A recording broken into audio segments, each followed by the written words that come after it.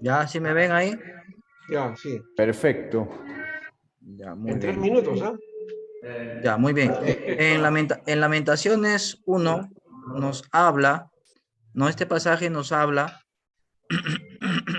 ya, la advertencia, se llama, la advertencia era fuerte, ¿no? Que si Judá persistía en el pecado, es como jugar con fuego y se iba a quemar. Jerusalén, acá. En el cántico del dolor, dice el terrible desolación, Jeremías expresa su cántico de dolor por la destrucción de Jerusalén. La nación de Judá quedó derrotada totalmente. El templo se destruyó y fueron llevados cautivos a Babilonia. Las lágrimas de Jeremías eran por el sufrimiento y la humillación del pueblo, ¿no? Y también porque Dios rechazó al pueblo rebelde. El término amante se refiere a naciones como Egipto, la cual Judá pidió ayuda constantemente cuando los babilonios cercaron y atacaron a Jerusalén. La nación de Judá se apartó de Dios y buscó erradamente la ayuda de protección de otras naciones. Dice, en el cántico de dolor Jeremías por la destrucción de Jerusalén, la nación de Judá quedó derrotada totalmente, destruidos sus templos, llevados cautiverios. Las lágrimas de Jeremías eran por el sufrimiento y la humillación del pueblo. El término amantes también se refiere a las naciones como Egipto. No, disculpen que esto de acá se mueve, no sé cómo, la verdad. Sí, bueno. La advertencia era fuerte, que si Judá persistía en el pecado, jugaba con fuego. Dice, ¿no? Judá representa a una mujer que lamenta que el Señor hubiera derramado su ira sobre ella. Reconocía sus pecados que habían ocasionado su caída y que Dios había causado también sus derrotas militar, ¿no? Expresaban el lamento de no tener ningún consolador que los ayude y que sus aliados estaban en contra del pueblo que los habían exiliado. En el 2:17 dice el llanto. Este pasaje nos habla de la gran angustia de Jerusalén y el lamento de Dios por el pecado y rechazo de su pueblo. Se asemeja al castigo humillante del pueblo, al castigo de Cristo como espectáculo público de humillación. Es el mismo pueblo que reconoce que el castigo es de parte de Jehová. Quedándose solos, se convierten en desprecio y abominación de los demás pueblos.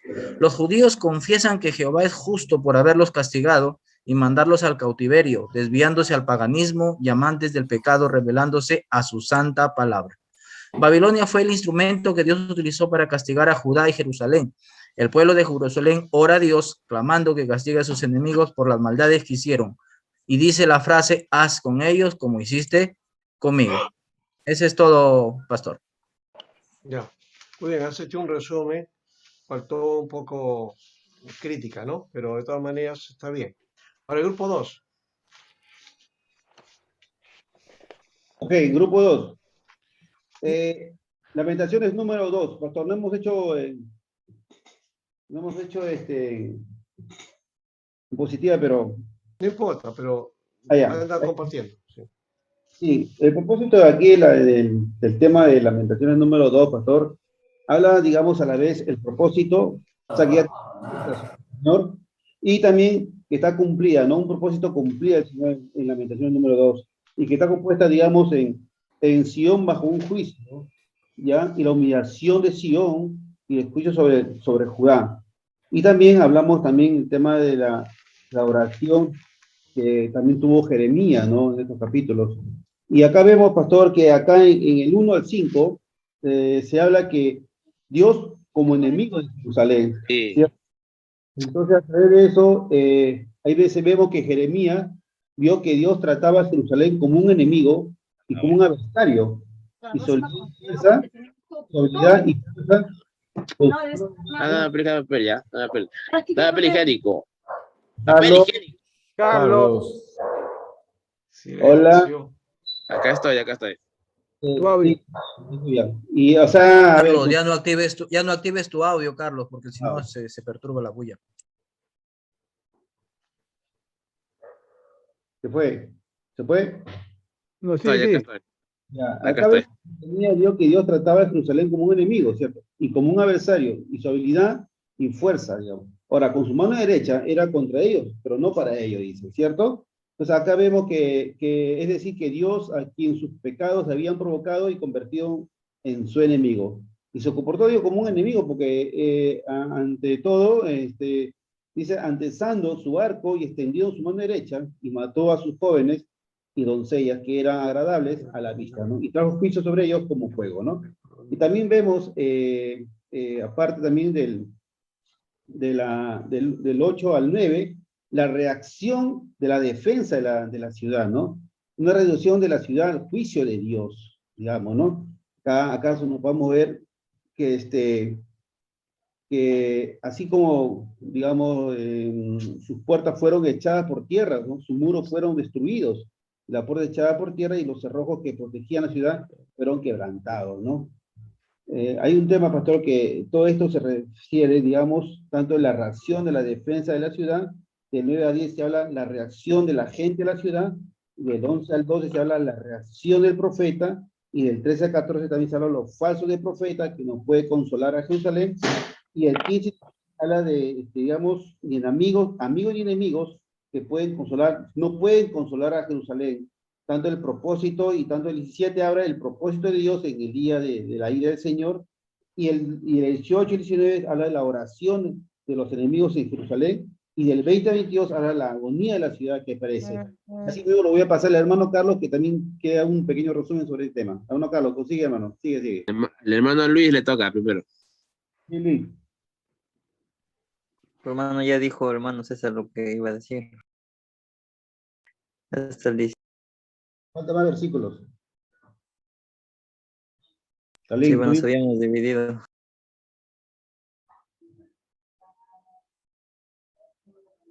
Sí, hermano, continúe nada más, hermano.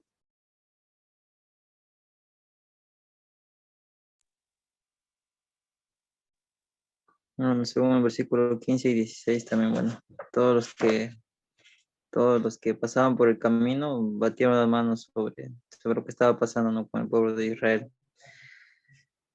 Jerusalén era una de las naciones vecinas, ¿no? Que era envidiada por las demás naciones, cuales ellas se alegraron por lo que estaba pasando con el pueblo de Israel, ¿no? A través de que fueron llevados a Babilonia, ¿no? Dice que el versículo: se burlaron y crujían los dientes, dijeron, devorémosla.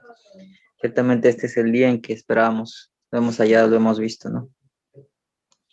Y el propósito de Dios en el día de la ira del Señor, ¿no? Jehová ha hecho lo que tenía determinado, porque siempre se hace la voluntad de Dios, ¿no? Acerca del juicio que tiene sobre la ciudad, y en ese caso en Israel, ¿no? Y ha hecho que el enemigo se alegre, ¿no? De todo lo que había pasado, los enemigos del pueblo de Israel se habían alegrado de exilio que estaba pasando con el pueblo y de todas las lamentaciones que estaban pasando por causa de su pecado.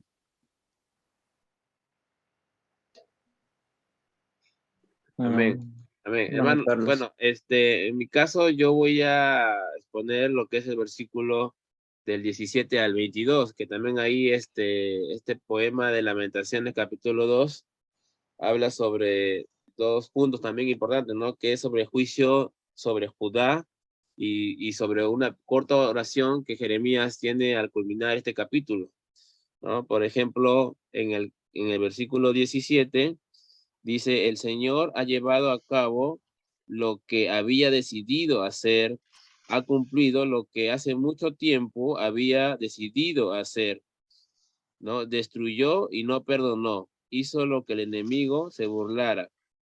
El Señor enalteció el poder de tus adversarios, ¿no? O sea, quiere decir que el Señor estaba cumpliendo lo que había predicho, ¿no?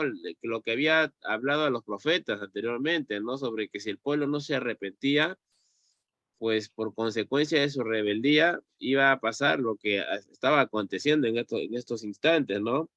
Y lo que yo puedo connotar aquí es, pues, es el sufrimiento, ¿no? El lamento del profeta, ¿no? Cuando hace esta petición a Dios, y ahí es cuando él se le ve la intensidad de cómo el pueblo de Judá y Jerusalén estaban sufriendo, ¿no? Porque si seguimos leyendo, en el versículo 19 dice: por la noche, al comenzar las guardias, levántate y grita, vierte tu corazón como un torrente en la presencia del Señor, levanta hacia él las manos y ruega por la vida de tus pequeños que desfallecen de hambre en las esquinas de las calles. O sea, el profeta le está exhortando al pueblo, ¿no? Y le dice que se levanten de noche, ¿no? Después que pase la guardia o cuando estén en guardia y que clamen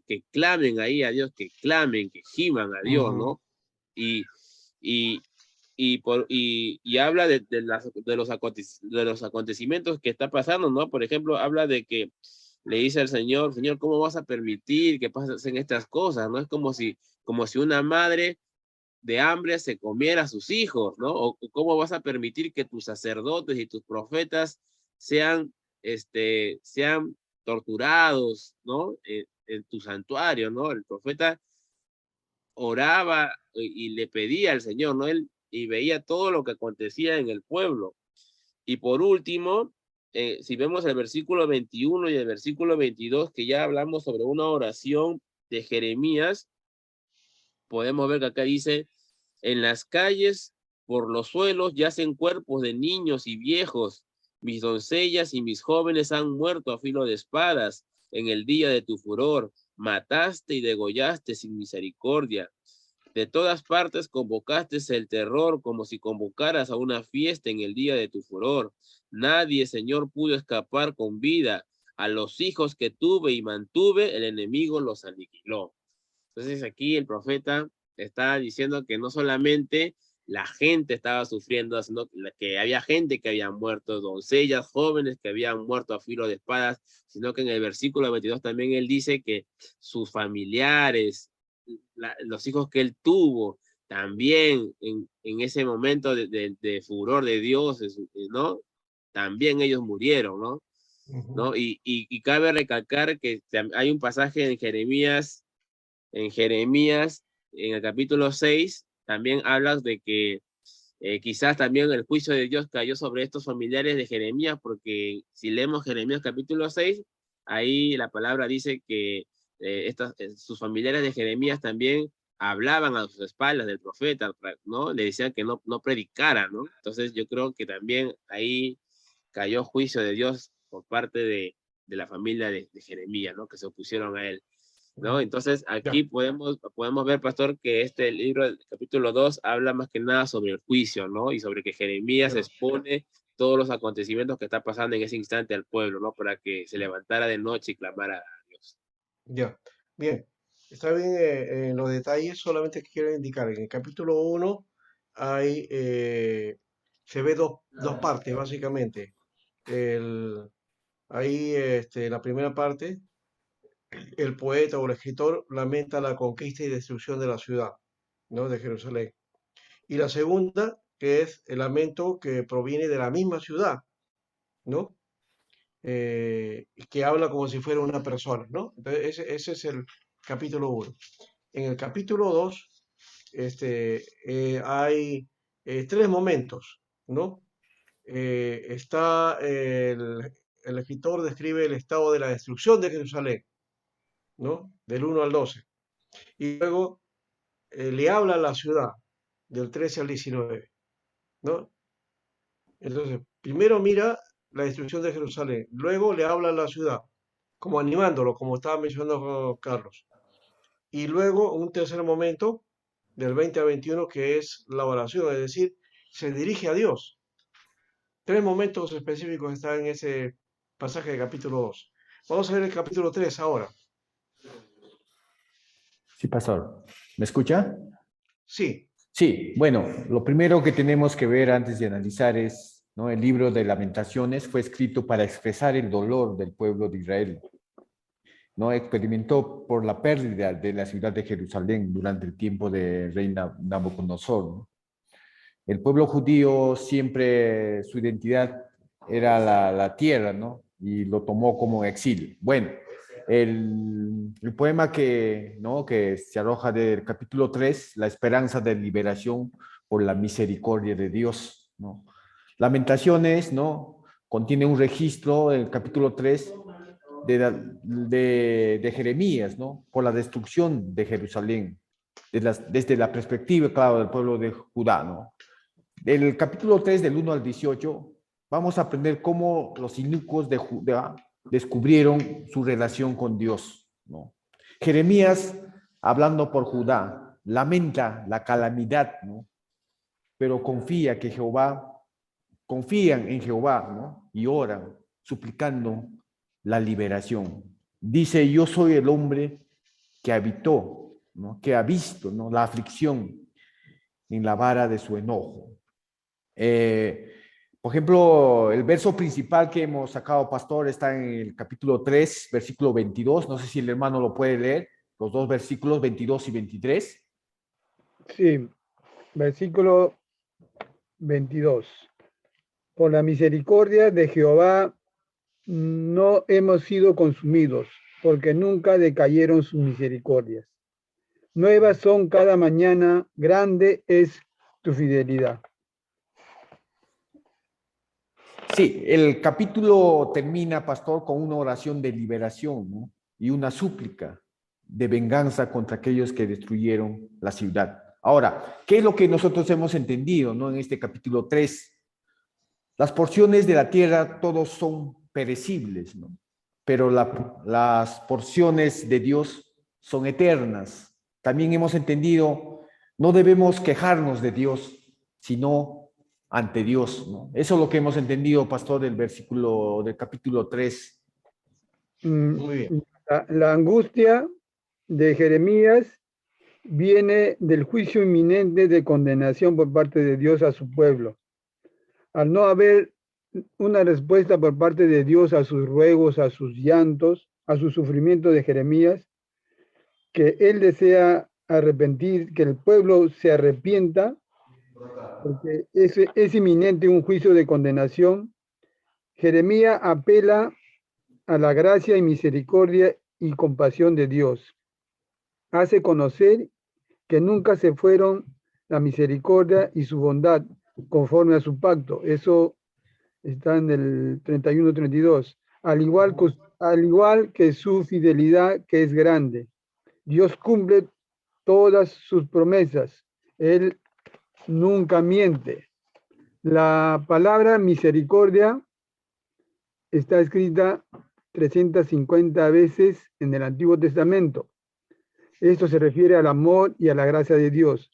Jehová no es hombre que se arrepienta, ni hijo de hombre para que mienta. Él dijo y no hará, habló y no lo ejecutará. Eso lo vemos en Números 23. Nuestro soporte, nuestra base firme de la fe es la gran realidad de que Dios cumple todas sus promesas. Aunque seamos nosotros, aunque el pueblo sea infiel, Él siempre da a conocer su carácter de veraz y fiel. Él no se puede negar.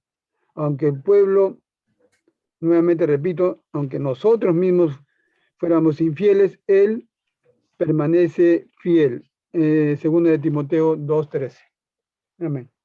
Muy bien. Aquí se ve la misericordia y fidelidad de Dios, ¿no? Y también que Él castiga. En la conclusión me faltó, Dios pastor, es perdón. Dice, volverse a Jehová, que es la solución al juicio, en arrepentimiento y buscar a Dios para tener paz y restauración. Así es. Perfecto. Ya. El 4 ahora.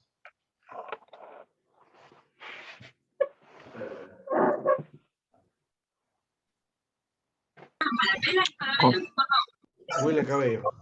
A ver. Ya. Ya, ok, ¿me escuchan, no? Sí.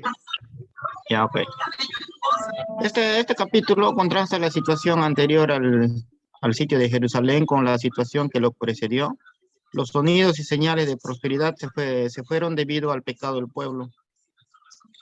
Este capítulo nos advierte a no suponer que cuando la vida va bien, siempre seguirá así. Debemos evitar gloriarnos en nuestra prosperidad para no caer en, ¿cómo se puede decir?, en una bancarrota espiritual o espiritualmente estar mal. Cuando una ciudad estaba bajo sitio, la muralla de la ciudad construida para dar protección sellaba a la gente que estaba en su interior. No podían salir a los campos en busca de comida ni agua debido a que el enemigo estaba acampando alrededor de ella.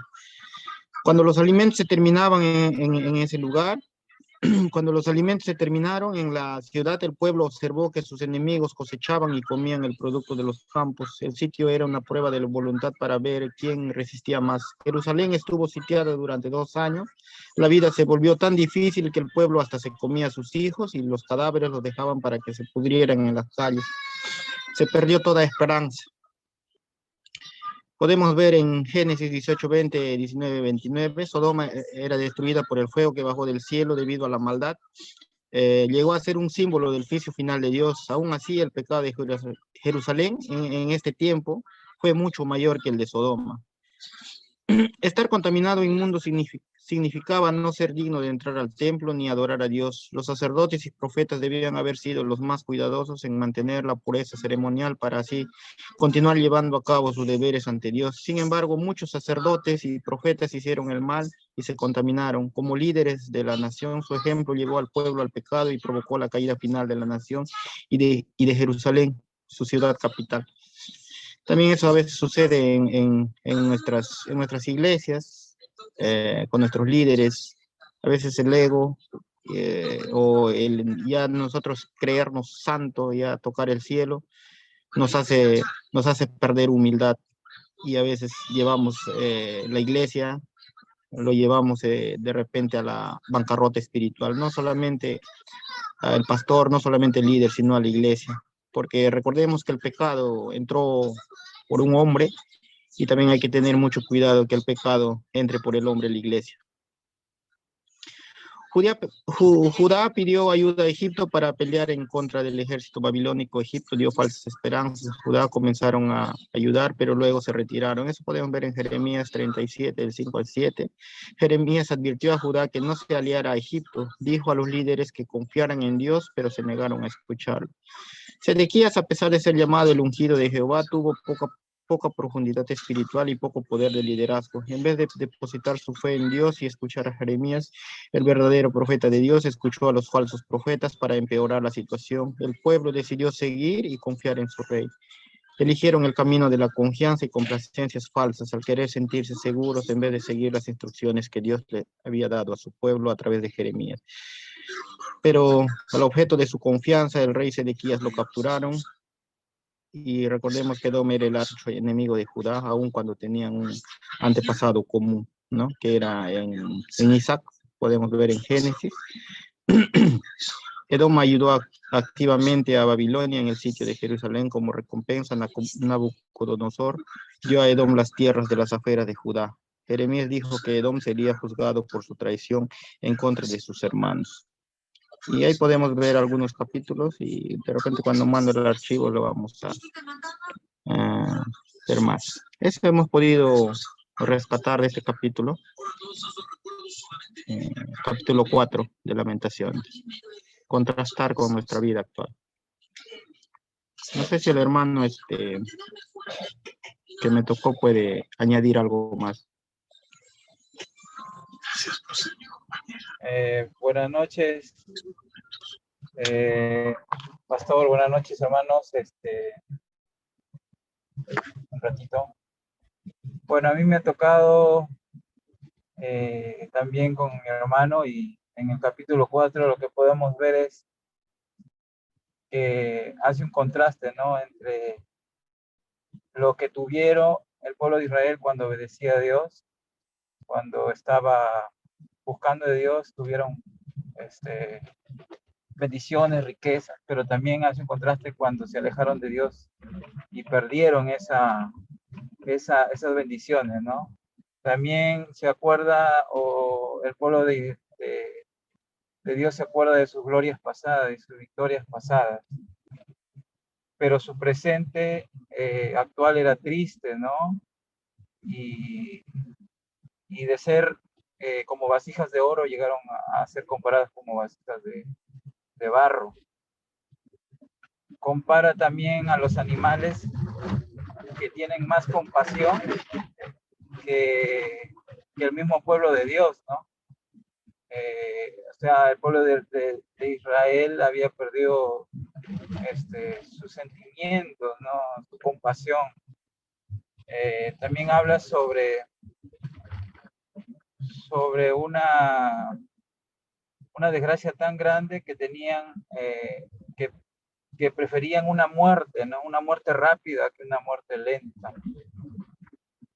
Eso es lo que he podido contrastar, ¿no? Y como decía mi hermano, a partir del versículo 13 en adelante ya habla sobre el pecado y sus consecuencias, ¿no? Que tuvieron por desobedecer a Dios el pueblo de Israel. Eso es lo que yo también he podido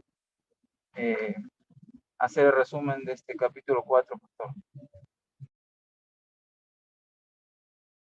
Todo en esa parte que tú mencionaste al final tiene que ver con el pecado de los líderes, ¿no?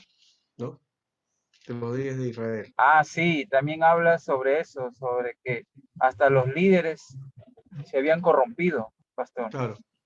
Sí, Pero los la líderes, teoría los que estamos planteando acá es que ellos fueron los que corrompieron al pueblo, más bien. Ah, claro, sí. Sí. Muy bien, Sí, ahora el pastor. 5, el último ya.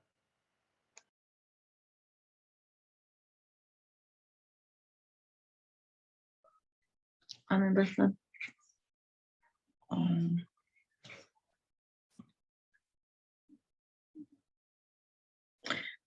Bien, hermanos, muy buenas noches. Pastor, buenas noches.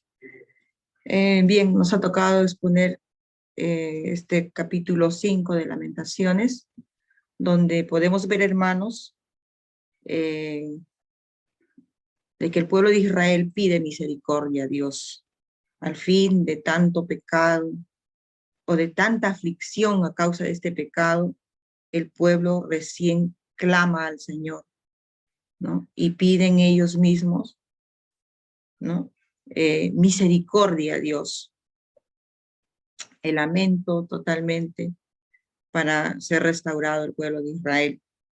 En el versículo del 1 al 3 podemos ver donde dice, acuérdate, oh Jehová, de lo que nos ha sucedido. Mira y ve nuestro oprobio. Nuestra heredad ha pasado a extraños, nuestras casas a forasteros. Entonces, ahí podemos ver a Jeremías y a todo el pueblo de Israel pidiendo a Dios que considere y que vea el sufrimiento que está pasando el pueblo de Israel. También vemos que este pueblo perdió su heredad, su identidad, y que se consideran como forasteros, y que también incluso se consideran como huérfanos, ¿no? Vemos también que ellos trabajan demasiado, e incluso llegan, dice que en ese trabajo tan arduo, hace ver a Dios que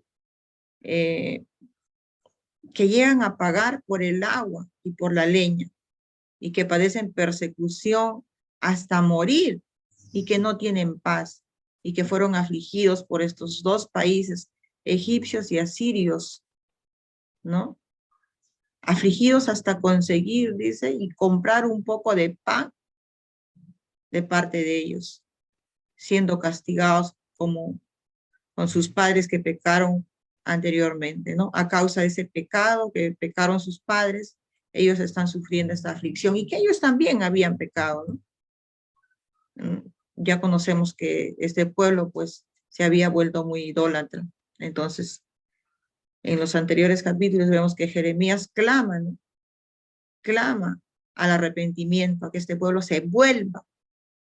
Y aquí ya el mismo pueblo reconoce que Jehová es su Dios y le pide que se acuerde por ese pueblo en oración, ¿no? Súplica, ¿no? Para que Dios pueda acordarse, porque reconocen que incluso han sido ultrajados, sus mujeres ultrajadas, habían perdido a cuantos príncipes que se habían quedado sin corona, varios reyes del pueblo, después de haber sido restaurados, estos nuevamente habían caído peor de lo que han sido antes, así como vemos en los otros capítulos anteriores, ¿no? Así lo hacen ver como Sodoma y Gomorra, así se había vuelto el pueblo de Israel. Entonces aquí en este capítulo 5 vemos de que ellos piden misericordia, clamor a Dios, ¿no? Y finalmente dice que el pueblo pide, los haga volver y que los restaure y los renueve el Señor. Les devuelva ese gozo que tenían antes cuando eran su pueblo elegido por Dios, ¿no? sacados en todo el desierto, cómo Dios los proveía, que se acuerden de eso, y que les devuelva ese espíritu nuevamente alegre y que tengan paz. Y aquí podemos ver que este pueblo de Israel tiene esperanzas, ¿no? Al ver o al clamar al Señor de esta manera. Acuérdate, Dios, de todo lo que estamos pasando. Mira a este pueblo, o tu pueblo, cómo está pasando, asolado, ¿no? Maltratado por estos dos pueblos. Entonces, al acordarse así, al clamar, ellos alegan una esperanza, ¿no? De que tienen el perdón de Dios al volverse a Dios, hermanos. Y eso es lo que también pasa con nosotros, ¿no? Si nosotros caemos en pecado o en idolatría, ¿no? Dios dice que nos puede perdonar, pero si es que nos arrepentimos. Y eso es lo que pasa con este pueblo, o que pasó con este pueblo de Israel. No sé si mi hermano Blas puede agregar algo. Simplemente el versículo último dice, o acaso es que ya nos has desechado y estás airado de todo contra nosotros. Bueno, vemos que Jeremías ahí entiende el juicio de Dios que tiene para los judíos, pero también vemos que él reconoce, ¿no?, la compasión y la justicia de Dios. Y también vemos cómo, espera en silencio la respuesta de Dios, porque no vemos una respuesta en el versículo 22. No hay una respuesta de Dios, simplemente queda en silencio, dando a entender que la respuesta lo va a dar Dios, ¿no? Y sabemos que el pueblo es restaurado más adelante, ¿no? Después de 70 años, ¿no?, aproximado. Eso lo podemos ver en Jeremías 29:10. Eso no me quería agregar.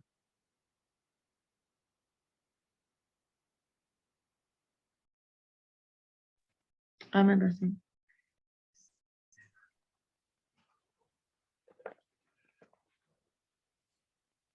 Pastor, su micrófono.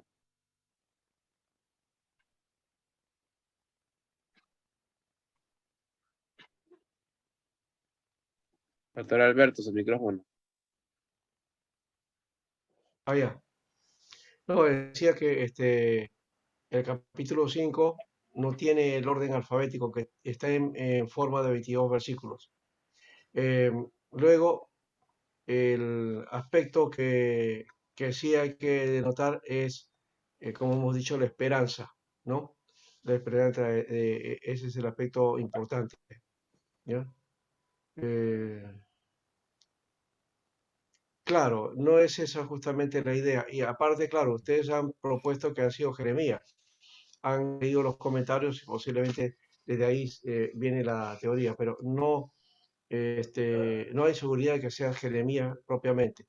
Pero si lo atribuimos a él, de todas maneras, el escritor es alguien lastimero, alguien que está mirando todo, pero está también observando alrededor, ha vivido toda la situación y por lo tanto trata de describirlo de tal manera, pero también ahí nos hace ver la limitación como ser humano, la presión del dolor, el sufrimiento y también la presencia de Dios, ¿no?